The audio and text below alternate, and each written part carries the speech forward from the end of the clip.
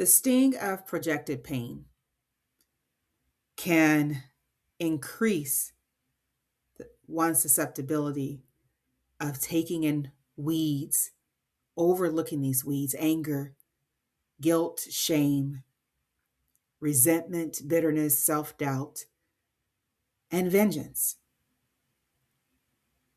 That if we do not consciously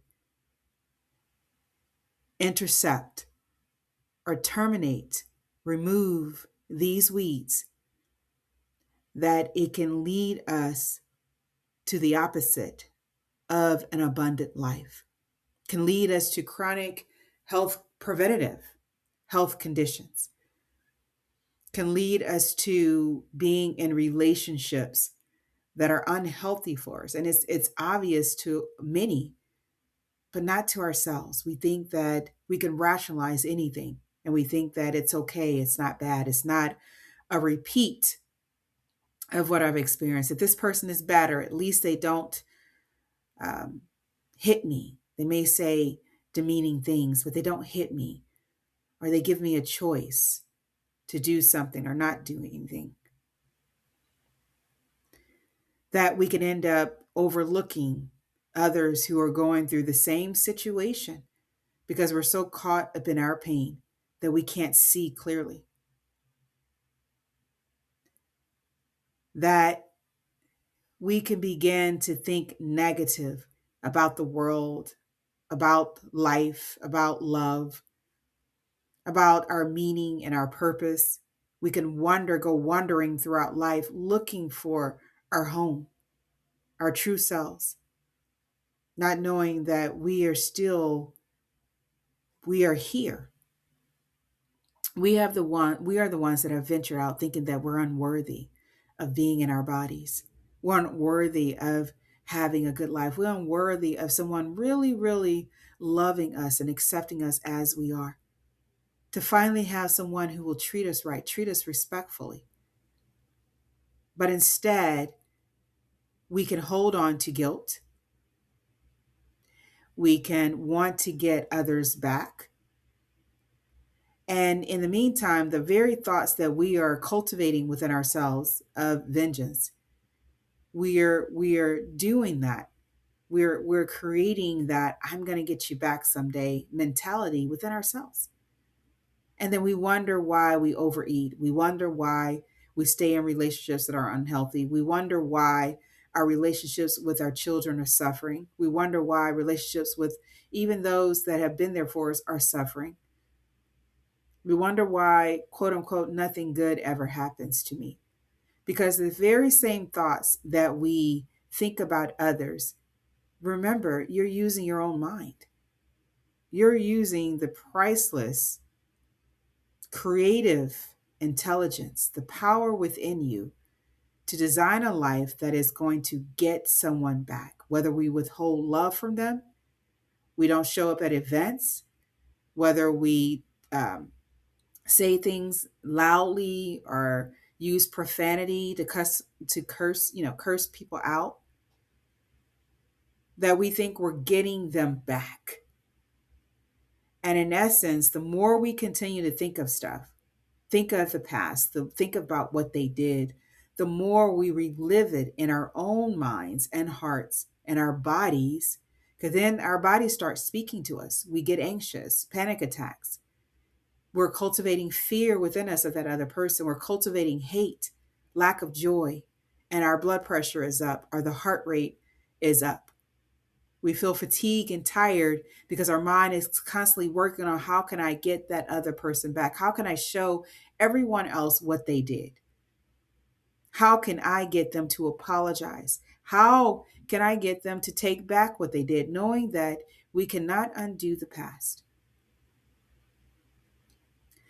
Today, Friday, is a day that I say that it is the time to really dump the trash. I mean, you have days during the week where you put your trash in a little recycle, a little bin, and it still is around, right? It's still there. You can even possibly smell it.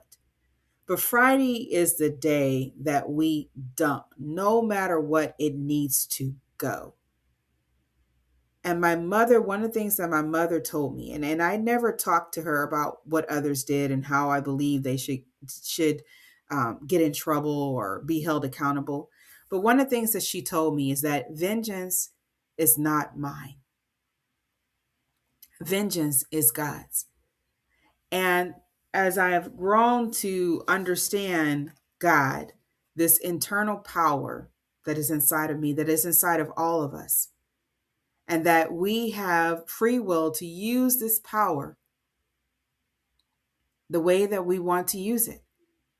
We can use it for evil. We can use it for good. Even though I believe there's some things that don't quite come to fruition, and we and often it's like the very things that you're thankful for that I thought of that, but I never did that. I am so thankful that I didn't do that. That there is something still, this power that knows deeply what you truly desire, what we all desire, is to have true self expression.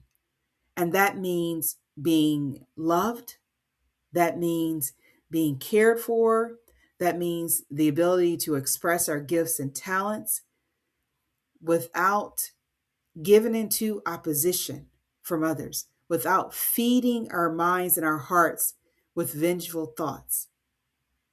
Thank God there is something out there that knows us better than we know ourselves.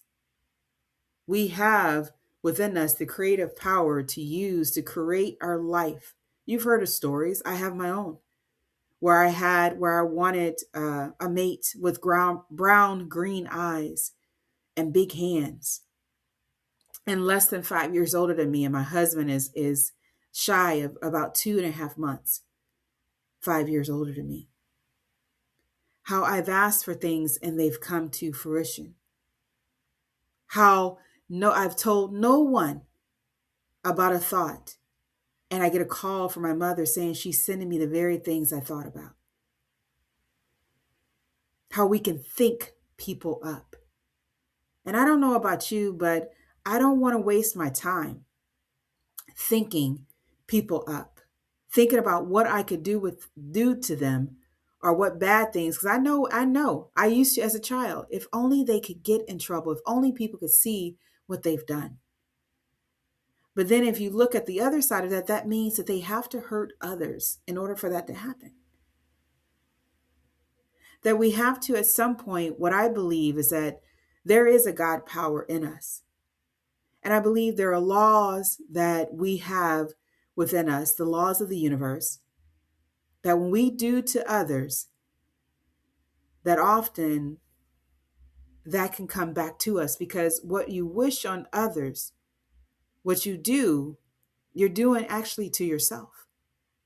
The thoughts that you cultivate, you're thinking of that with your own creative power to do to someone else, instead of thinking, how can I heal from this experience?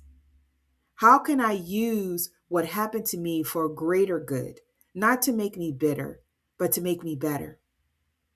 How can I put it in such a way that no child ever has to experience this, that my children will always know that they come first, not a job, but they come first, that feeling valued and loved by their mother is important to me, that I've said that I am not successful unless my children are, because they are an extension of me as I am an extension of God. That we all go back to the source. So knowing that, I remember thinking that you wanted to happen quickly, like vengeance, like if they could just see, if they could just know that they hurt me, if they could apologize. And I tell you, you could be waiting for a long, long time for an apology, not even this lifetime. And you have to free yourself from the thoughts that I even need an apology from you, because every cell in your body knows what happened to you, knows how someone treated you, knows what the words that were said, knows the birthdays and missed birthdays, knows the desires of your heart, knows all of that. So I don't need an apology to be proof. You don't need an apology to be proof. Because anytime that you're waiting on something, which is another principle I'll talk about, anytime that you're waiting on something, you are allowing someone else to direct your life. And what that sounds like is, and what it feels like is that you don't have control of your life. But we are the masters of our lives. You read James Allen, As a Man Thinketh, and Napoleon Hill, and many of the great leaders, that's Joseph Murphy. Our mind is that creative. We have the creative power within us. If we want to heal, we can choose to heal. We can say heal. We can talk to our bodies and say, hey, I need you to heal. I've used that. I don't need to be sick. I've used that. And the symptoms go away. That we have control. We have some control over what we bring into our lives. That we have control over what we choose to think about. Often in the world, it'll tell you have no control, that you need to take medications. You need to distract yourself from what you've experienced.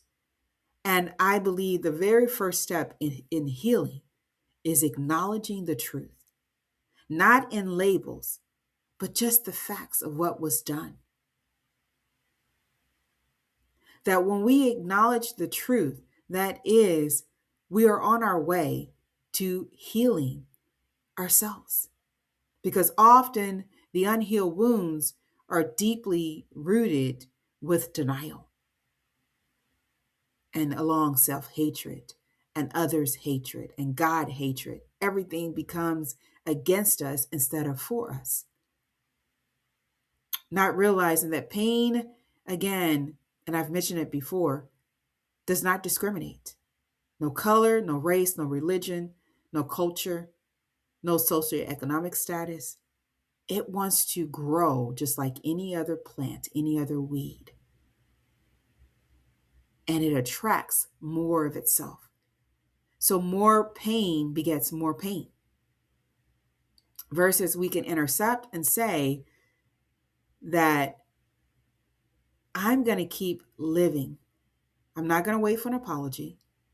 And I'm not going to waste my time, my energy, nor money. Because you think about going and seeing a therapist and being on medications and just doing all this stuff so we can stop thinking about what happened in the past instead of taking control of our mind, assuming responsibility, accountability, authority, boldness.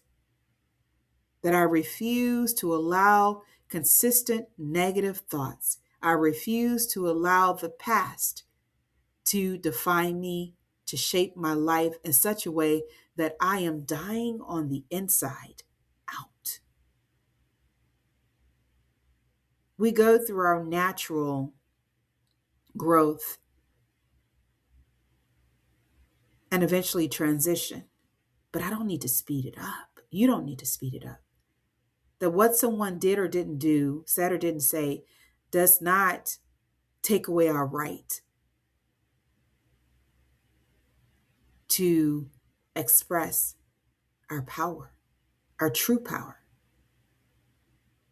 So we can decide to waste our power in getting others back, or let the laws of the universe. Because one thing I have seen, and I can tell you, is that when we make wrong decisions that bring about bring about pain, discomfort, that violates the rights of others, that person will experience it too.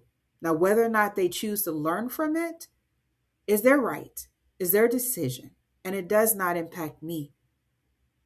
And it's easy to get caught up in the world, but I should be mad at them. I should, because they dissed me, because they did me wrong, because he talked to me the wrong way, because he looked at me the wrong way, because she cursed me or she used profanity, because she withheld something from me, that I should get them back. It's my right to do that.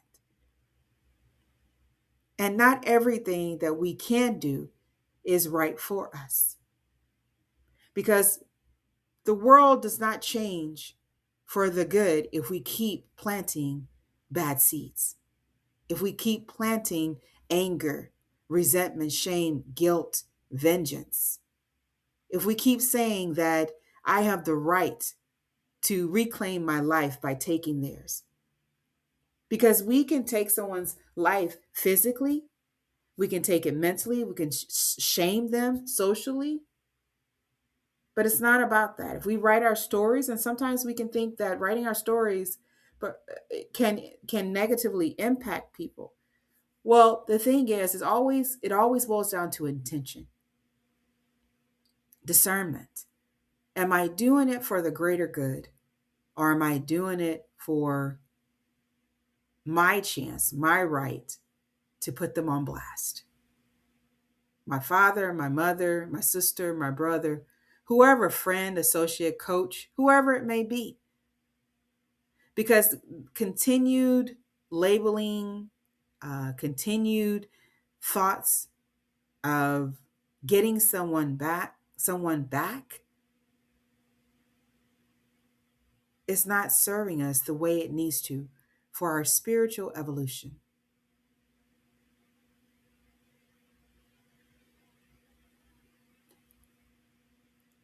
That we have to think about see the bigger picture, think about the bigger picture.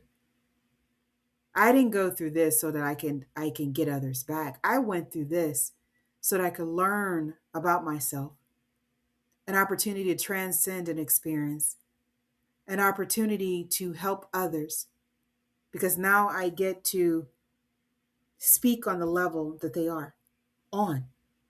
That I'm not just talking out of my mouth and just saying beautiful words. I'm really speaking my heart. That I know how it feels to experience projected pain. I know how it feels to feel alone. I know how it feels to feel disregarded. I know how it feels to feel used. But it's those feelings that instead of continually cultivating vengeance, those feelings remind me that no one should ever go through that. I don't care who they are. And it helped me to understand that sometimes people that are in pain hurt others. People that are hurting hurt others. And to see their hearts and to understand at some point they were hurt by someone else and not knowing how to properly deal with it, not remembering who they are, that they weren't their experiences and they didn't need to pass it on. What they needed to do was break the cycle. And so, why do I have to break the cycle? Because somebody has to change what's going on. Because if we don't, then it will continue to happen. And even as we've been seeing, even on a more massive level, a more unbelievable level, that you can't even believe that some of the words that people are saying, some of the things that they're doing. So it becomes a responsibility. It becomes accountability, not just as a human, but as a spirit on a divine mission to express love. See, on Create a Generational Love Cycle, it's not about just breaking the cycle of pain, but it's about true self expression because we are love. We are made from love. We are here to express love. And increasing the awareness, the remembrance of who we are. Vengeance is never the answer when it comes to creating a generational cycle of love, creating a legacy built on love, built on solid principles. No, vengeance is continuing the cycle of pain. It is giving false power true power. It is neglecting true power, which is love. That's where true power exists. That's what it is. And that's what we're here to express. So if vengeance have crossed your path, and I'm sure I would think that it has, as much as is going on in the world, and as much as we continue to see violence in any form, every form, domestic violence, children violence, bullying, kids carrying kids carrying guns to schools, colleges, universities, domestic violence, all of that. There's vengeance. Those are the weeds of vengeance. And at some point, we have to say no, that I will not continue this because this is not what I want of this world. This is not what the world is supposed to be. So many of us think, well, the world is just a bad place, period. It will never be good. Not if you continue to think that way. Because just like if you go back to anything in your life and you did not like it, you made a change. You believed in something different. And we are the product of our beliefs.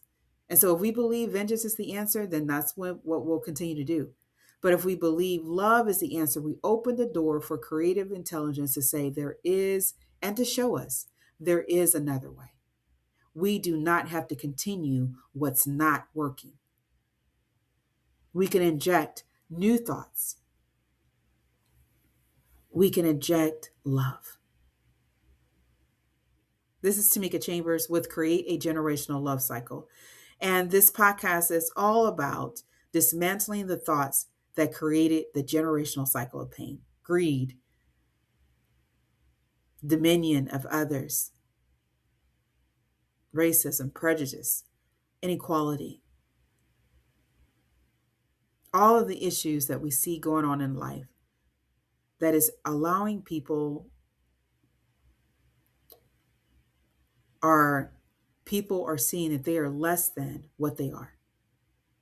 They're perceiving that. And that is the cycle of pain. But the cycle of love is about true self-expression. We create from what we are, and we are love.